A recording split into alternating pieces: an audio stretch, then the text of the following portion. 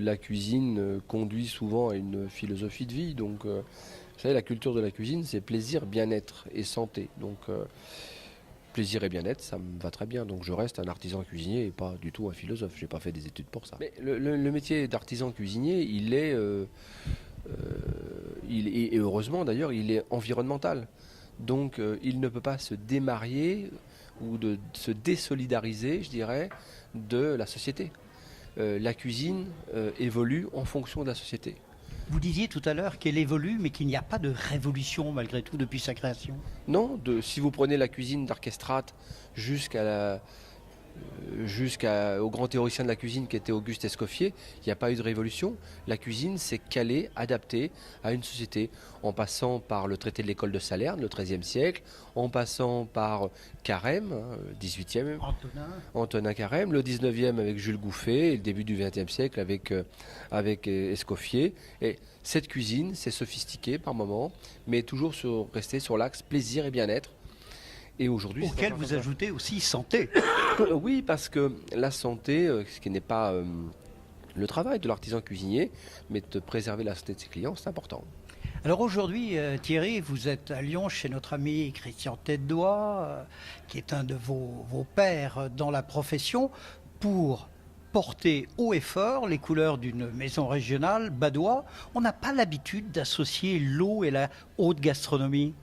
Alors, ce qui est étonnant, c'est on n'a pas l'habitude de le faire, mais en même temps, Ah l'eau... bah tiens, justement, voilà Jean-Claude Rouet, merci Jean-Claude, qui nous sert un peu de Badois verte. Merci. L'eau est indissociable de la gastronomie. L'eau a toujours eu une incidence sur ce que nous cuisinions. Donc il fallait que cette eau soit propre, il fallait que cette eau ait un certain nombre de vertus. D'ailleurs, c'est Auguste Escoffier, quand il fait sa recette de carottes à l'eau, ça avait du sens. Il s'était informé chez son pharmacien, et ça date du guide culinaire de 1902. Mais ce qui est intéressant, c'est avec ce Badois Tour, c'est de revenir dans les régions à la naissance de cette gastronomie française, dans les régions, dans les produits et dans sa transmission de savoir-faire.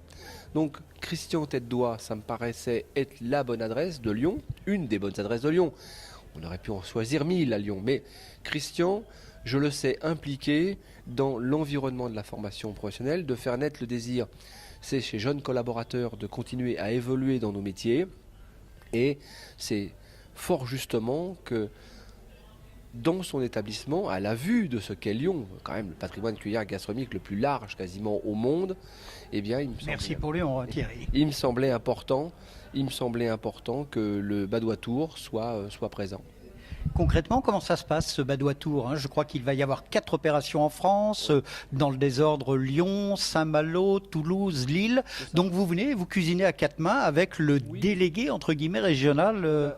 Nous avons, avec Badois, divisé en 4 la France, effectivement la Bretagne bien sûr, le Sud-Ouest bien sûr, Lyon à tout seigneur, tout honneur. Et à 80 km de Saint-Galmier. Et à 80 km de Saint-Galmier, ça nous paraissait, là encore une fois, je l'ai dit, mais une évidence. Donc voilà, c'est de montrer que cette gastronomie française va bien.